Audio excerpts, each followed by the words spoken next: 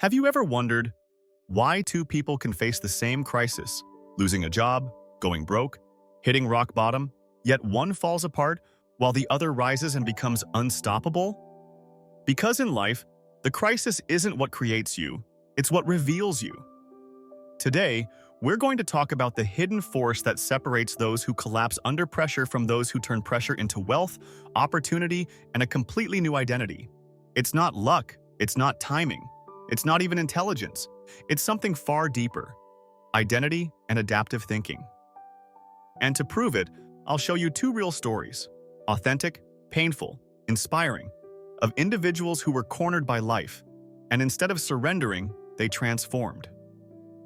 But first, let me take you to a moment that changed everything. Crisis feels like destruction. But for the people who rise, crisis becomes the permission to rebuild, stronger, wiser, and more intentional.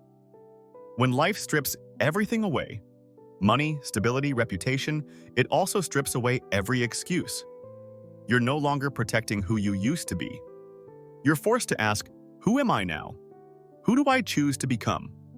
And that question, that identity shift, that is where wealth begins.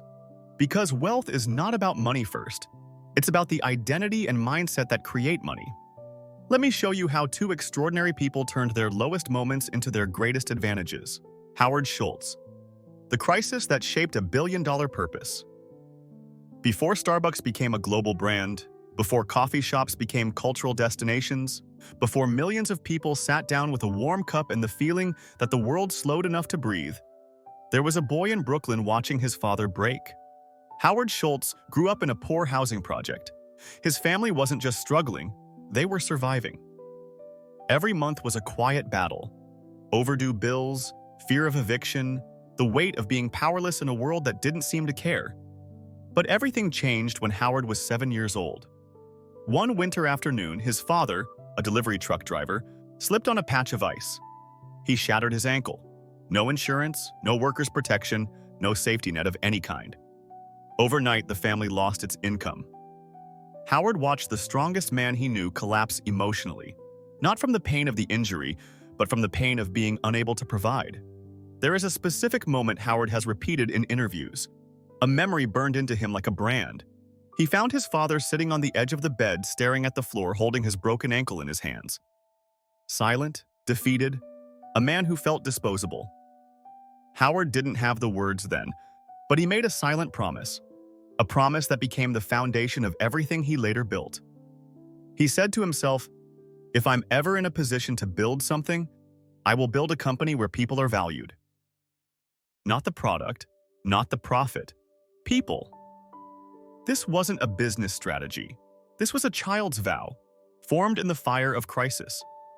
Years later, when Howard took over a small Seattle coffee company called Starbucks, he didn't create a brand. He created a mission: full health insurance for part-time workers, stock options for baristas, college tuition programs, a culture where the lowest-paid employee was treated with dignity.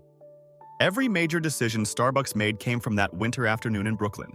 What's extraordinary isn't just Howard's success, it's the psychology behind it.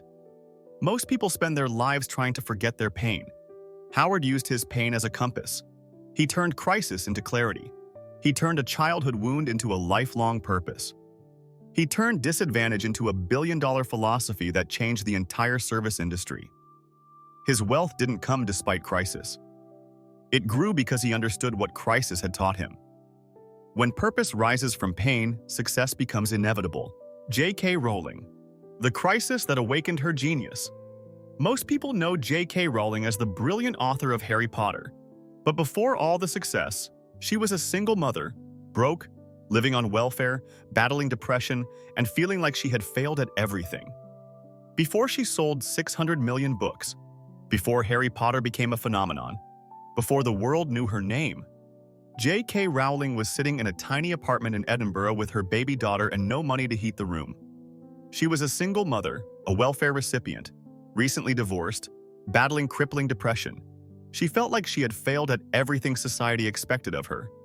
Rowling said in a Harvard speech, "I was as poor as it's possible to be in modern Britain without being homeless." But rock bottom didn't crush her. It stripped her. It removed everything unnecessary, every voice, every expectation, every illusion of safety. And what remained? A story. A story that had lived inside her since she was 25, a boy with a lightning scar who didn't yet know he was extraordinary. Rowling didn't write Harry Potter because she believed she could become successful. She wrote it because writing was the only place her soul felt alive. It wasn't ambition, it wasn't strategy, it wasn't a plan, it was survival. On long walks with her daughter asleep in a stroller, at cafes where she could stay warm without spending money, in notebooks filled with crossed-out ideas. She kept writing.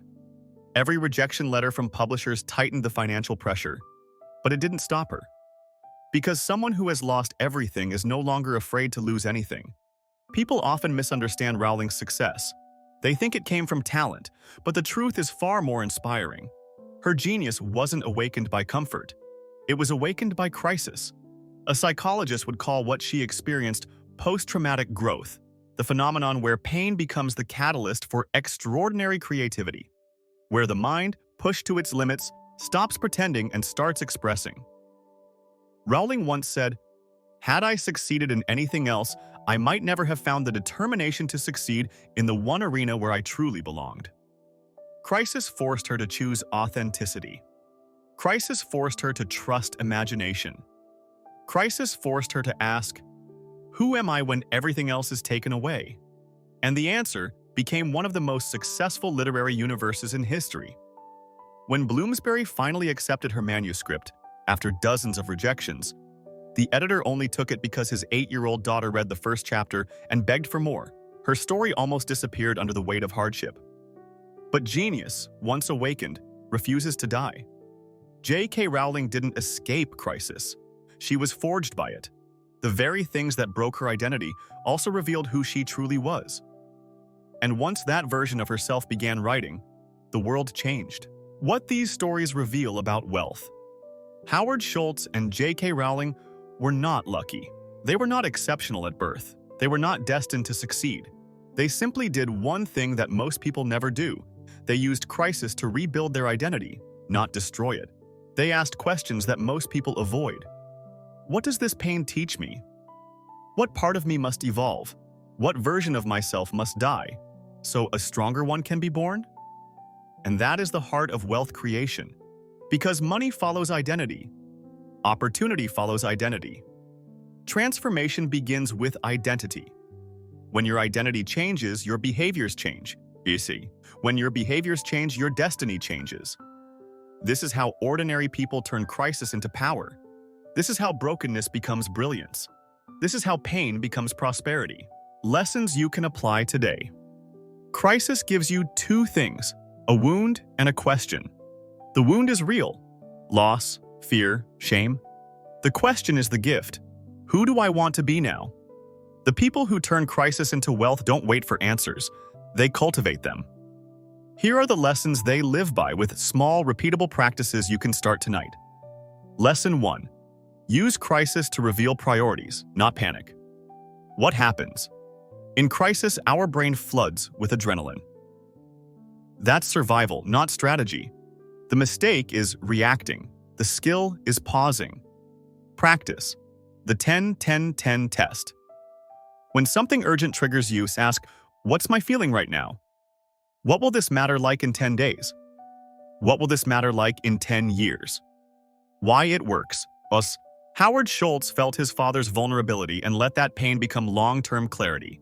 Build dignity into work. Pause turns pain into priority. Lesson 2.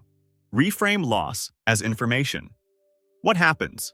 We treat losses as identity proofs. I failed, so I'm a failure.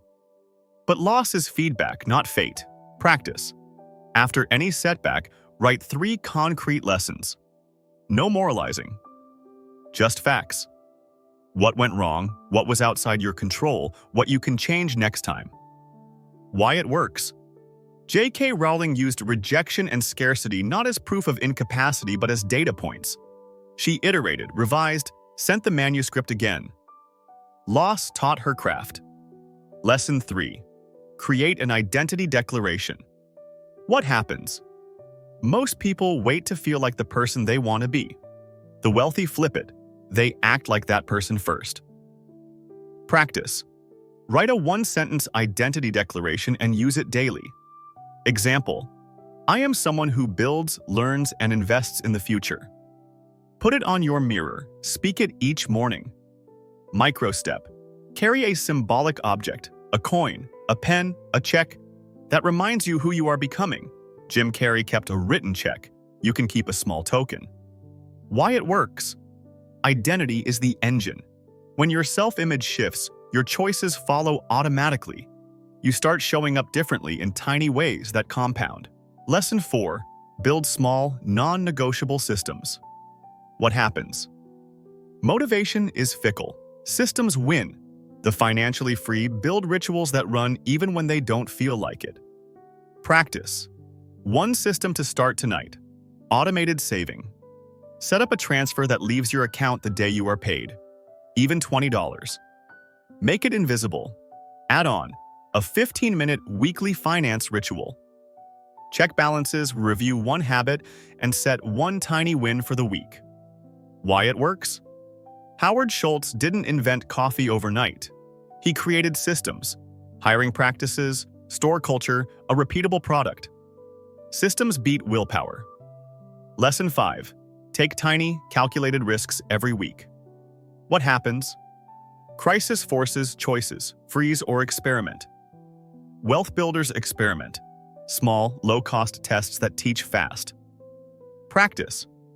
Each week, try one experiment. Pitch a service, post a short video, apply for a stretch role, research one investment. Limit the downside to a small time or money cost. Why it works?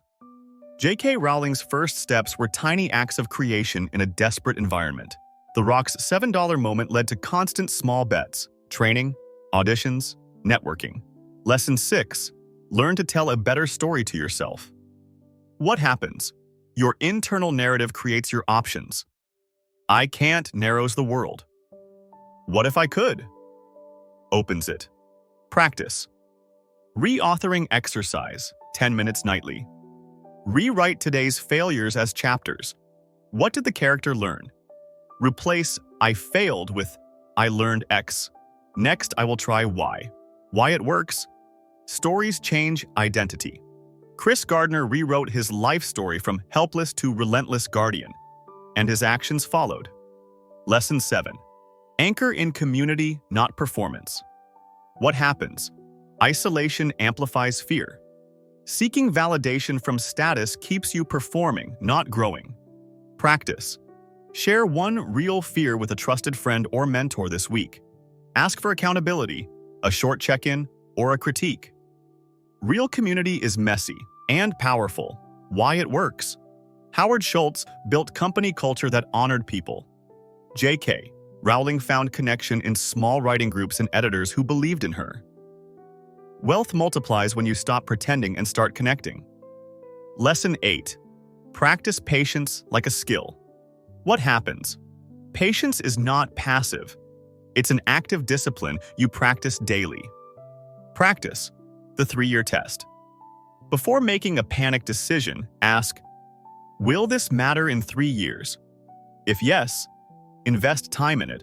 If no, release it. Why it works? Wealth compounds slowly.